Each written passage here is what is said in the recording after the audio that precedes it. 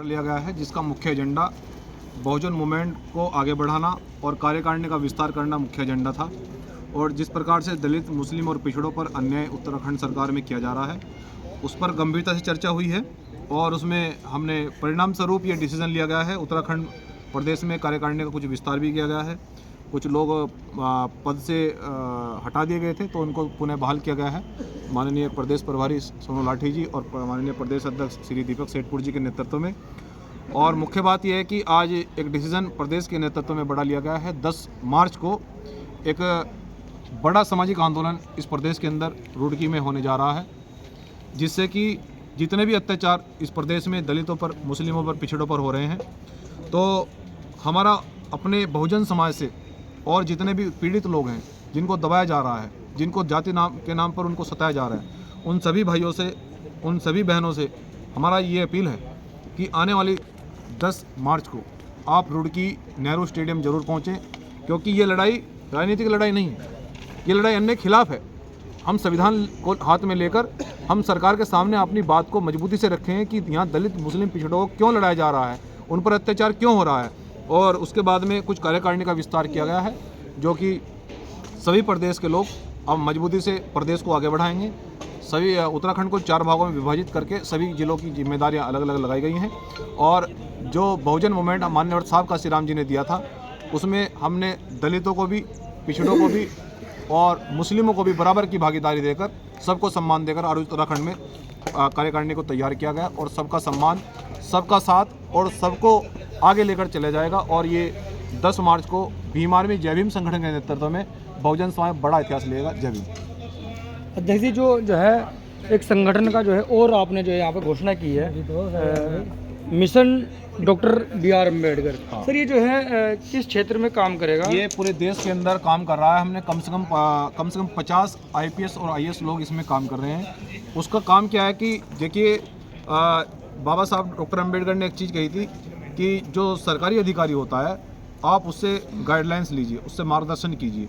और जहाँ कहीं भी आंदोलन में हमें कहीं उनकी ज़रूरत पड़ती है, चाहे वो धन को लेकर हो, चाहे वो किसी भी समस्या को लेकर हो, तो हम उनसे डिस्कस करेंगे। वो हमें फीडबैक भी देते रहेंगे कि अब वर्तमान में समाज की क्या ज़रूरत है, हमें अब किस आंदोलन की ज़रूरत है, अब हम लोग क्यों पिछड़े हुए हैं, हमारी सीटें कहाँ खाली हैं और कहाँ हमारी सीटें नहीं भरी जा रही हैं, जिससे कि जो दूसरे लोग हैं, वो सत्ताधारी लोग उसका फ़ायदा उठा रहे हैं। तो मिशन डॉक्टर भीमराव अम्बेडकर का गठन इसलिए किया गया है, पे बैक सोसाइटी और जितने भी आंदोलन हैं, हम उनसे फीडबैक लेकर एक मजबूत देश और मजबूत राष्ट्र, सबको समान, समता, समानता, बंधुता के लिए स्थापना करें हम लोग। इसलिए उस संगठन का निर्माण किया गया है और सब चीज़ों को लेकर आगे बढ़ा जा रहा है। सर, जिस प्रकार से लोकसभा चुनाव नज़दीक है, तो भीम आर्मी जय भीम संगठन जो है किन को सपोर्ट करेगा? देखिए, ऐसा है, भीम आर्मी जय भीम संगठन वर्तमान में एक सामाजिक संगठन है। हम सामाजिक आंदोलन कर रहे हैं और यहाँ प्रदेश के नेतृत्व में जो निर्णय लिया जाएगा उसको संगठन स्वीकार करेगा। परंतु अभी वर्तमान में हम लोग एक सामाजिक संगठन चला रहे हैं और 10 मार्च में एक सामाजिक आंदोलन है। राजनीति से हमारा कोई लेना देना नहीं है, स्पष्ट है। राजनीति बहुजन समाज का जो भला करेगी, जो राजनीति बहुजन समाज को आगे ले जा सकती है, जो बहुजन समाज के लिए जो राजनीति लड़ सकती है, उस राजनीति को भीम आर्मी जय भीम संगठन स्वीकार करेगा। सर, क्या मंजीत सिंह नोटियाल भविष्य में कभी चुनाव लड़ेंगे? मंजीत सिंह नोटियाल संगठन में चुनाव लड़ने के लिए घोषणा हो चुकी है। ये संगठन के नेतृत्व में ये डिसीजन लिया गया है कि हम जिला बहराइच से चुनाव लड़ें। और संगठन का ये कहना है कि अगर हम संसद में जाते हैं तो मजबूती से इस देश के वंचितों की, शोषितों की, पीड़ितों को मजबूत से आवाज़ उठाएं और सब चीज़ों को आगे बढ़ाएं। सर, जिस प्रकार से पहले भी मंजीत सिंह नोटियाल जी का एक बयान वायरल हुआ है कि मंजीत सिंह नोटियाल और अन्य जितने भी पहले भीम आर्मी जो संगठन था, उसमें कि कोई भी पदाधिकारी चुनाव नहीं लड़ेगा। पहले साहब काशीराम जी साइकिल पर चलते थे, लेकिन समय समय पर दौर बदलता रहता है। हम जब आंदोलन बड़े बड़े किए, हमने आंदोलन, जब हमें 100 लाठियाँ पुलिस ने बेवजह मारी और कोई नेता नहीं बचाने आया, सब लोग नेताओं ने हमें स्वीकार करने से मना कर दिया और हम लोग 1.5 साल जेल में रहे हैं। मैं आपको बताना, वो जो पीड़ा हुई वो तो नहीं बताना चाहता। चोकर की रोटियां तक हमने खाई, भूखे तक हम जेल में रहे हैं। मारने की साजिश हम लोगों को रची गई है। और खासकर मेरे साथ में जितना उत्पीड़न इस देश की सरकार ने किया है, जितना उत्पीड़न मेरे जेल में हुआ है, मैं बता नहीं सकता, उस शब्द में बयान नहीं कर सकता। लेकिन मैंने देश की जो बुद्धिजीवी लोग हैं, जो बहुत सारी चीज़ों पर हमने मंथन किया कि आखिर मेरे साथ में इतना अन्याय क्यों हुआ है, क्योंकि मैं तो केवल ये चाहता था कि बहुजन समाज की आवाज़ उठाना। मैं तो ये चाहता था कि मेरे लोगों को न्याय मिले, उनके साथ में अन्याय क्यों हो रहा है। तो मुझे कुछ लोगों ने ये बताया कि ये अन्याय सरकार करती है, नेता करते हैं। तो हम ऐसा नेतृत्व तैयार कर रहे हैं जो लोग, बाबा साहब डॉक्टर अम्बेडकर ने कहा था कि 100 तालों की चाबी राजनीति है, तो हम उसको बड़ी मजबूती से तैयार भविष्य में करने की तैयारी चल रही है। लेकिन वर्तमान में हम सामाजिक संगठन जो चला रहे हैं, हम सामाजिक परिवर्तन करके, आप इस बात को समझने की कोशिश करें कि सामाजिक परिवर्तन से राजनीतिक परिवर्तन होगा।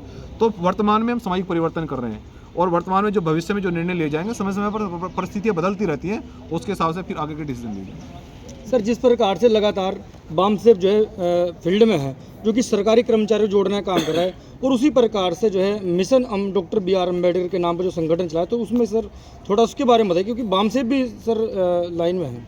देखिए, मैं किसी संगठन के बारे में क्योंकि जानकारी नहीं है तो इसलिए नहीं बताना चाहता, ना बताना उचित समझूंगा। हम भीम आर्मी जय भीम संगठन के राष्ट्रीय अध्यक्ष हैं।